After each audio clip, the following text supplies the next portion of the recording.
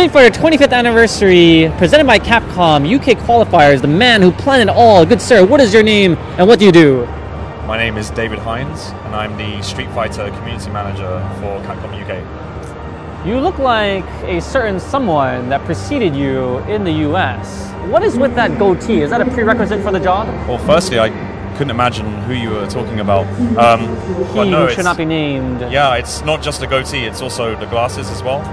Everything. Yeah, so yeah, if you grow a goatee, maybe... Did that help you in getting the job? I don't know, probably. Now tell us about how you found yourself in your current position, because I know I'm certain that a lot of people are dying to know your story and would love to follow your same path. Okay, it's actually, yeah, it's an interesting story. I do like telling it. I started off as a player like everyone else. I remember I used to go to the arcade, you know, as many did growing up, and finding out they weren't the best anymore when you kind of see the likes of Reinhardt and Zach Bennett in the arcades, and suddenly your mind's blown. You're like, hang on, I thought I was the best in the world. Right. You know, in your bedroom, you know, bedroom champion and all that. Bedroom champion? Yeah, that's what we call New it. use of the word? Yeah, okay. you know, get everyone around your house, and you're just there, you know, busting out Street Fighter 2 and destroying everyone, thinking, you know, I am That has a different meaning in my book, bedroom champion. Oh, right, yeah, so swiftly moving on. Yeah, so from the arcade scene, I then found out about local tournaments, started becoming, you know, a more serious player myself, started traveling around, you know, Europe and then eventually the US. Honestly, just trying to be the best I could, really, at Street Fighter 4 in particular. You know, wanted a brand new chance of a new game to be the best, like many at the time. Got really into the whole sort of helping out at tournaments thing.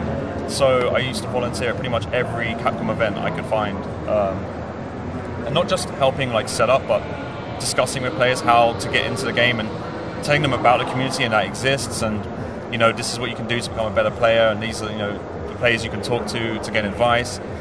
And before I knew it, I was kind of starting to move away from playing games and more, you know, just helping the community, as it were. So yeah, so from there on, eventually, after helping Capcom for a couple of years, for free labor. Not just Capcom, actually, it was the Neo Empire guys that really I have to thank for in the beginning. They're the guys who run most of the tournaments in the UK back when, you know, a few years ago. And now, of course, we have many more tournament organisers, not just those guys. So it's really all of them I have to thank, kind of giving me that position, that kind of like step ladder, in order to even find out about the fight game community in the first place. Anyway, so Capcom eventually plucked me from the community and said, look, we're looking for a community manager for all things Street Fighter. When was this, roughly? If you could put a... probably like October last year. And describe your feeling when you got that call from Capcom. Well, it's quite weird. I have a really good relationship with the guys who already work there. As I got to know them by name, obviously I was helping out at so many different events. Eventually, one of them emailed me, and normally he emails me to tell me, like, we got a fight club coming up. Yeah. Can you come along and help? Do your volunteer work. Yeah, and so he emailed me saying, like, look, there might actually be a really cool position that I think you would really like. So it wasn't just like they gave it to me. I had to interview just like everyone else. Oh, okay. I went through so many interview kind of processes. Obviously, it's a Japanese company, so you meet lots of different people. Did you ever fly to Japan for an interview? No, you just did it all here? That would be quite intense, but yeah, I did get to meet Ono-san. He came over to the office and he kind of like... I'm sure he had a very big part in the final selection, the final decision with you. I'm pretty sure it's Ono's idea to do like the whole kind of like getting community members to kind of be that kind of ambassador for the company, someone who really not just understands the product but can be truly passionate about it. Because it's all very well like having, you know, a corporate guy be like, yeah, Street Fighter is amazing, all buy it. I think that's the old model of business. Precisely. So nowadays, obviously, with, you know, social networking and all that kind of, you know, Facebook, Twitter, and all that, people can see straight through that. You kind of have to have that transparent conversation with the consumer, with the company. So they wanted someone who like seriously loved the game. And obviously at that particular moment in time, they were pushing obviously Street Fighter Cross Tekken, and I was going to every single preview of the game that they had. Anywhere around the country, I'd go to it.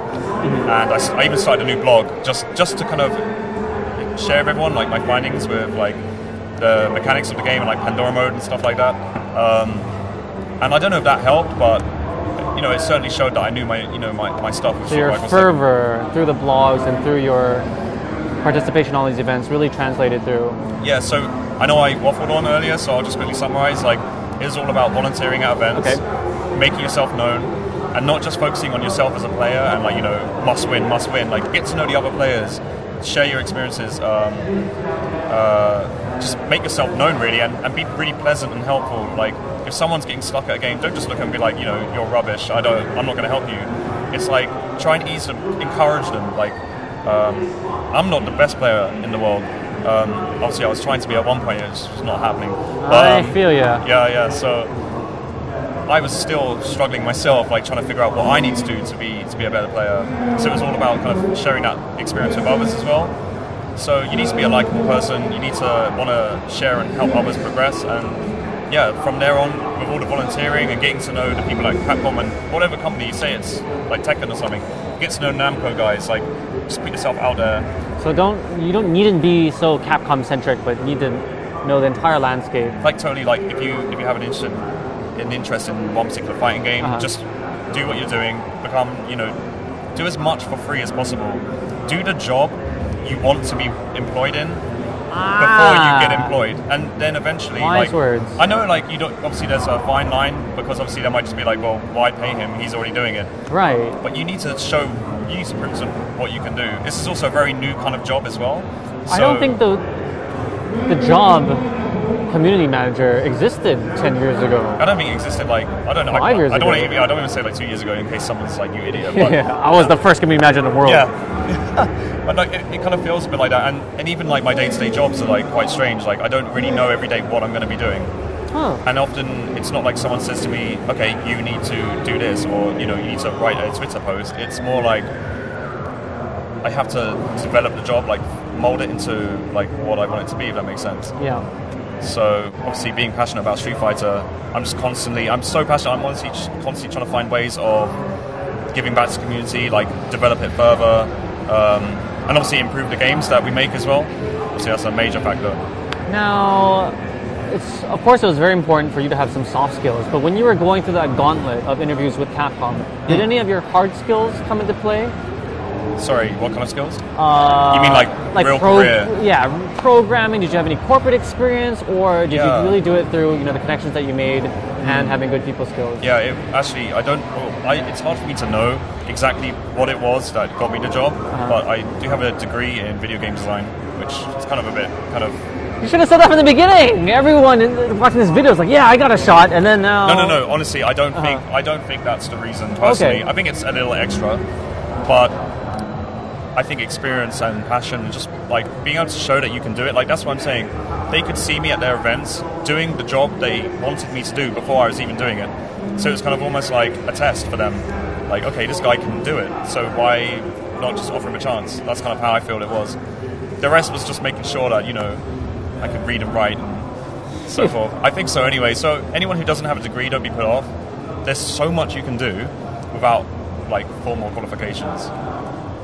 How were you able to keep alive while you were doing the volunteer thing? Were you working at a different job and you job hopped, or were you? I was constantly working full time. I found it really hard actually. So like trying to become a pro player was trying to put the time into like actually play the game was really difficult.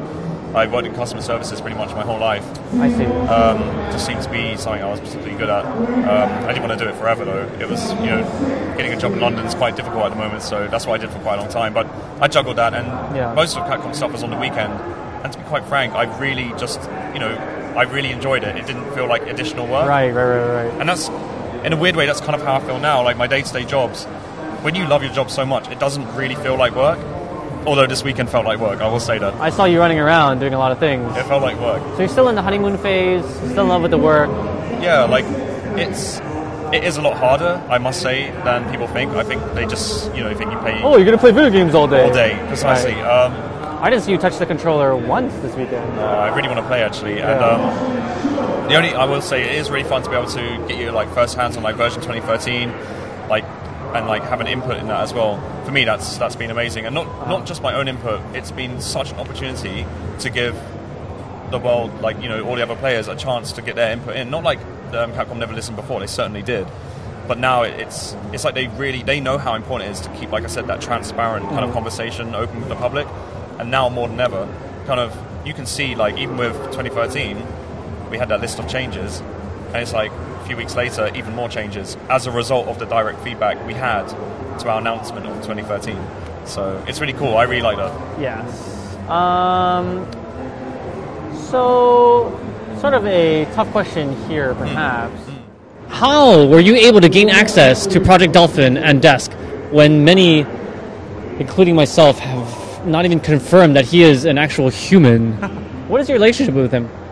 We're just cool friends, to be honest. Like, I don't know him like super well. We don't go back like years and years or anything. I actually got to know him at one of our major tournaments a few years ago. Did you know who he was? Like in a sea of players. Did you know? Oh, no, like back then, no, not at all. Like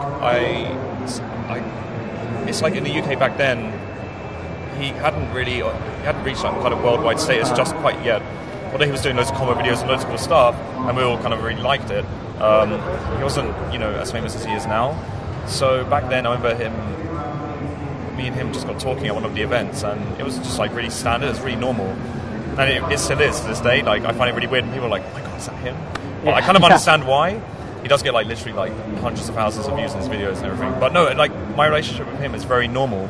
It's very standard, and that's how I like it to be with everyone I meet. Like, even these top players, right? You're like, "Oh my god, I can't believe that's Ryan Hart," and it's like.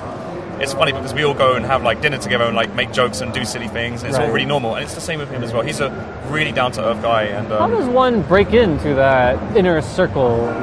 I didn't really see it as breaking into anything really. I mean, for people that are still very giddy when they see people, do you encourage them to just approach them like they would anyone else? I mean, obviously you've got to respect someone's personal space as well. It's not nice when someone just runs right up to you and expects you to be like, hey, play a song for me, do a combo for me. Exactly. Yeah, I think that's the worst thing is when people are like, oh my god, like, yeah, do your combo right now, do the infinite, like, yeah, or like, play a match with me right now, and if I beat you, then you're rubbish. Like that whole thing, that whole concept's really annoying. I find it's quite irritating, so don't do it.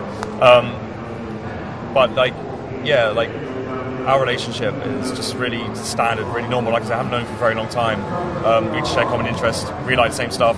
I just thought it'd be really cool to have him playing music here at the event. I thought 25th anniversary is all about sharing that nostalgia, celebration of Street Fighter. It's not just about the tournament only. And I wanted there to be something that differentiated it from the rest of the other tournaments. Something where people can go, you know what, no one else had that. That's bloody unique. That's good. We like that. So it was a bit of a gamble as well. We managed to upset quite a few people with the loud noise, but hopefully music everyone to my enjoyed ears. It. Yeah, it was really cool. But yeah, I don't know if anyone remembers, Des did some kind of like release Street Fighter Cross Tekken combo stuff. Yeah. Who didn't see that? I really wanted him to do that just because like no one really knew what was capable in that game at the time as well, and I thought who else better to break it than him. He does it so quickly as well, so yeah, and it's fun to watch. He does it in a really like unique way. It's not just like combo video. It's times it well with the music, and it's often his own music. He's and a perfectionist, the band's music. It's good. It's a really cool thing that he does. There you have it, the fisherman that was able to catch the Project Dolphin in the net, finally, for the Capcom Street Fighter Anniversary 25th anniversary for the UK qualifiers. The man, you definitely need some sleep, but before you go and rest from a hard day's worth of work, where can more people find out information on you? Me? On Twitter? How can they reach out to you and voice their concerns? Alright, so if you're going to voice your concerns, do it at the official Capcom Twitter, which is we can do that? Yeah, at Capcom Dog. And it's not dog as in D-O-G, it's D-A-W-G. Capcom Dog. Short for Dawgtanian. I wanted Capcom Dawgtanian, but it was too long for Twitter, so I just did Capcom Dog. Alright. Personal one is just Dawgtanian, but don't raise your concerns on that one. Be nice to me on that one, please. There you go. 2 Twitter accounts. Follow this man right here.